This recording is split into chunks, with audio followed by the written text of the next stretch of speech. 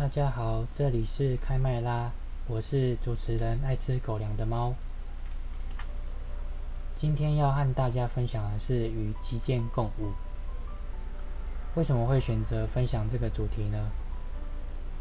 不管是现在还是过去，都曾因为极简让自己变得很不开心。而最近与专案相关的人讨论这个问题，慢慢产生不同的想法，因此想和大家分享不同的观点。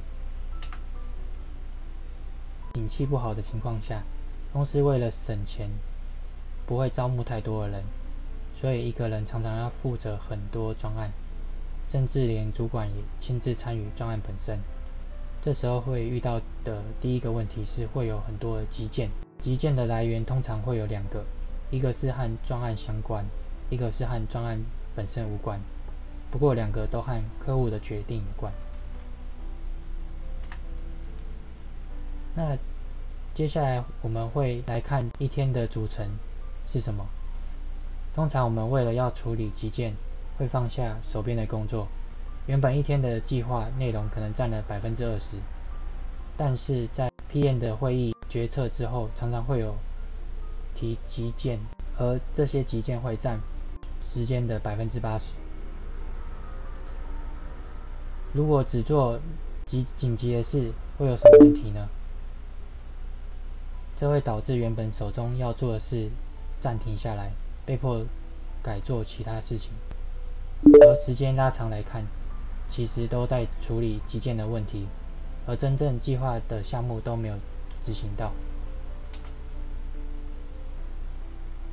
当过完一天或是几个周回头看，才会发现自己花了很多时间在 PM 的急件上。这个时候就会想之前的规划怎么都没考虑急件的问题，是原本手上的东西就不重要吗？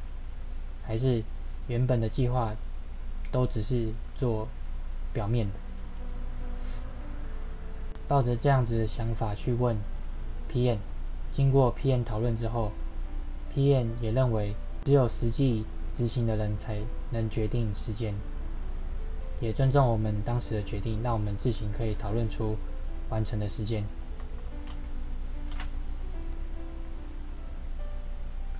那我们尝试使用 Airtable 来管理每个项目，将 PM 指派的项目每个大项分成可以进行的小项。我们再针对每个小项目标上各种状态，来说明每个项目的执行状况。那为了更好的说明目前遇到的状况，举个符合目前时事的例子。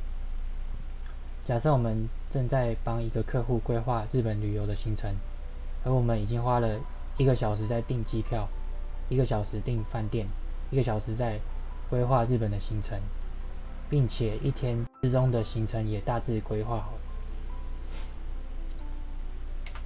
但是客户在旅行之前其实都有机会改旅游的行程。如果有一天客户突然想搭船去韩国玩，那这一次的日本规划就没有办法使用。在遇到这个问题之后，我们决定找 PM 一起讨论急件该怎么被定义。之前有提到需求是由客户发起，一开始这个需求会先放在 backlog 的篮子里面。当我们定义某一个阶段要处理这个项目的时候，这个工作会变成 open 的状态。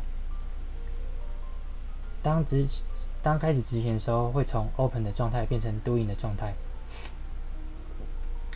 这个时候，客户如果想调整需求，像这一次旅游行程的改变，工作状态就会变成 pending 的状态。这个状态代表原本正在进行，可是却被客户暂停的项目。那 doing 的状态转换是在做完的时候变成 done。当工作项目被取消时，则会被改成 close 的结束状态。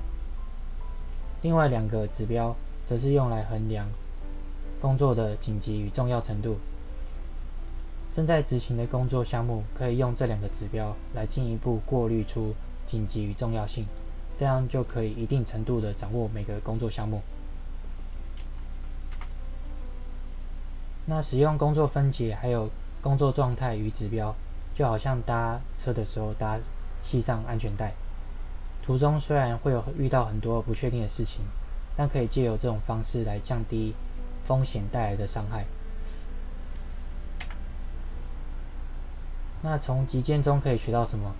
从急件中可以学到2点，分别是我们没办法满足客户的需求，但我们可以透过工具来更了解目前专案进行的状态，同时在没有办法满足客户需求的时候，真实的面对客户与自己。